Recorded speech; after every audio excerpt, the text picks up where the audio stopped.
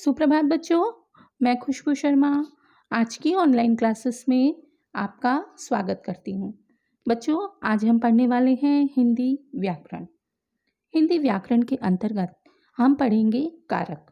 अपने पिछले वीडियो में हमने कारक की परिभाषा, कारक के भेदों को और उसकी विभक्ति चिन्हों को पढ़ा था। कारक के भेदों के अंतर्गत हमने कारक के दो भेद पढ़े थे, कर्ता कारक और कर्म कारक। अब हम बढ़ेंगे कारक के अगले भेद की ओर, जो कि है करण कारक। कर्ता जिसकी सहायता से कार्य करता है, कर्ता द्वारा कार्य को करने के लिए जिसकी सहायता ली जाती है, उसे करण कारक कहते हैं। इसका परसर्ग से या के द्वारा है। उदाहरण के माध्यम से समझने का प्रयास करेंगे। पिताजी कलम से लिखते हैं। बच्चों, यहाँ पिताजी के द्वारा लिखने का कार्य किया जा रहा है, किंतु उस कार्य को करने के लिए पिताजी किसकी सहायता ले रहे हैं? कलम की। बच्चा गेंद से खेलता है। बच्चों, यहाँ खेलने की क्रिया हो रही है, किंतु खेलने की क्रिया के लिए किसकी सहायता ली जा रही है? किसकी सहायता से खेला जा रहा है बच्चों? गेंद की सहायता से। तो इस तरह से कर्ता द्वारा किसी कार्य को करने के लिए जिस साधन का प्रयोग किया जाता है, उसे हम करण कारक कहते हैं। इसका परसर्ग से या के द्वारा है। आइए अब हम बढ़ते हैं हमारे कारक के अगले भेद की ओर, जो कि है संप्रदान कारक। जैसा कि नाम से ही स्पष्ट है, संप्रदान, इसमें छिपा है प्रदान, अर्थात किसी के लिए कुछ कार्य करना, और जिसके लिए कुछ कार्य किया जाए वहाँ संप्रदान कारक होता है। संप्रदान कारक के अंतर्गत हम किसी व्यक्ति के लिए कुछ कार्य करते हैं और इसका परसर्ग है को के लिए। उदाहरण के माध्यम से समझने का प्रयास करेंगे। मैंने माँ के लिए साड़ी खरीदी। यहाँ साड़ी खरीदी गई है बच्चों। साड़ी खरीदी गई है किसके लिए? माँ के लिए, अर्थात कर्ता द्वारा साड़ी खरीदी गई, कार्य किया गया किसके लिए? माँ के लिए। तो इस तरह से हम जब किसी के लिए कुछ कार्य करते हैं तो वहाँ पर संप्रदान कारक होता है। इसी तरह से भाई ने बहन को उपहार दिया।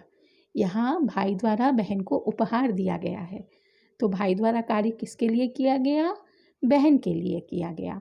इस तरह से जब हम किसी के लिए कुछ कार्य करते हैं तो वहाँ पर संप्रदान कारक होता है।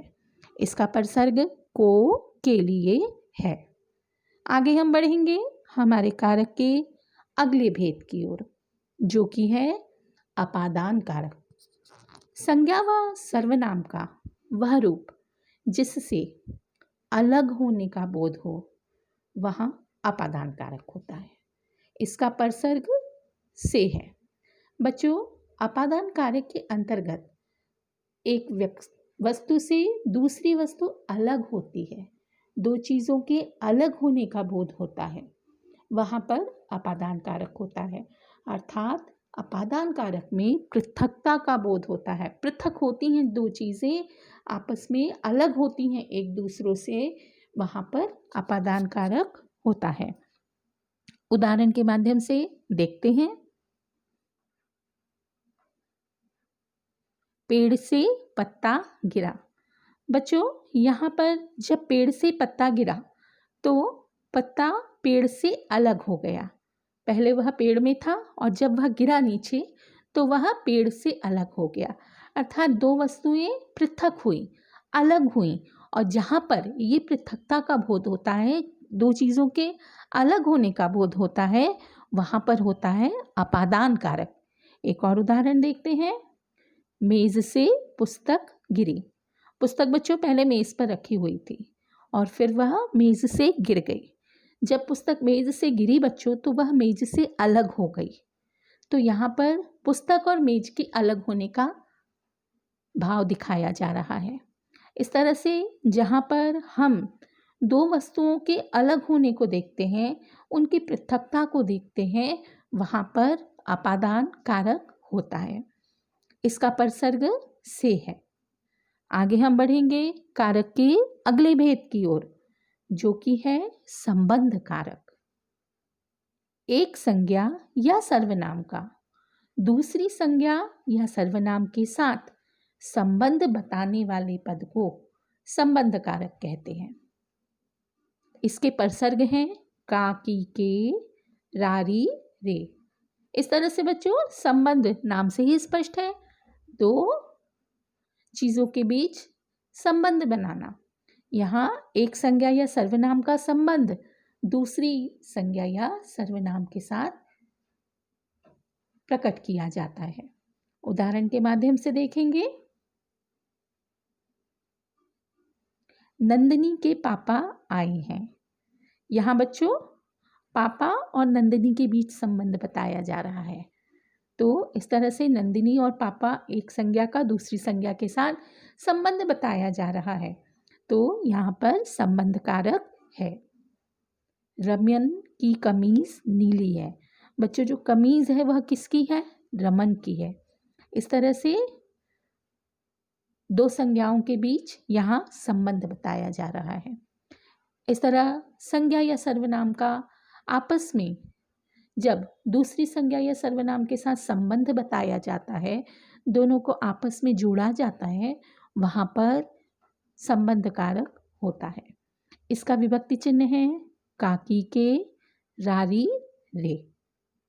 आगे हम बढ़ेंगे हमारे कारक के अगले भेद की ओर, जो कि है अधिकरण कारक। संज्ञा या सर्वनाम के जिस रूप से क्रिया के आधार का पता चले उसे अधिकरण कारक कहते हैं। इसका परसर्ग में पर है। बच्चों जब क्रिया होती है तो क्रिया के होने का कोई ना कोई आधार होता है, और जहां हमें आधार का बोध होता है वहां पर होता है अधिकरण कारक। उदाहरण के माध्यम से समझने का प्रयास करते हैं।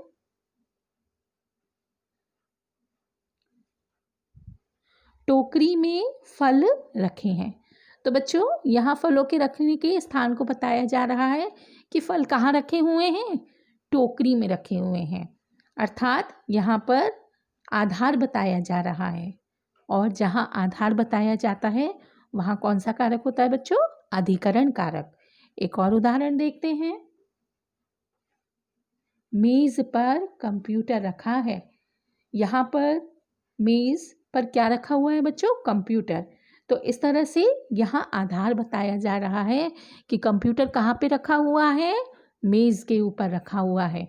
और जहाँ पर आधार का बोध होता है, संज्ञा या सर्वनाम के आधार का बोध कराया जाता है, क्रिया के आधार का बोध कराया जाता है, वहाँ पर अधिकरण कारक होता है। इसका परसर्ग है बच्चों में, पर। आगे हम बढ़ेंगे हमारे कारक के अगले भेद की ओर, जो कि है संबोधन कारक। शब्द के जिस रूप से किसी को पुकारा जाए, बुलाया जाए या संबोधित किया जाए उसे संबोधन कारक कहते हैं। इसमें प्रायः हे, अरे, ओ, रे आदि शब्दों का प्रयोग किया जाता है। संबोधन बच्चों नाम से ही स्पष्ट है। किसी को पुकारने के लिए हम संबोधन का प्रयोग करते हैं, किसी को बुलाते हैं तो करते हैं।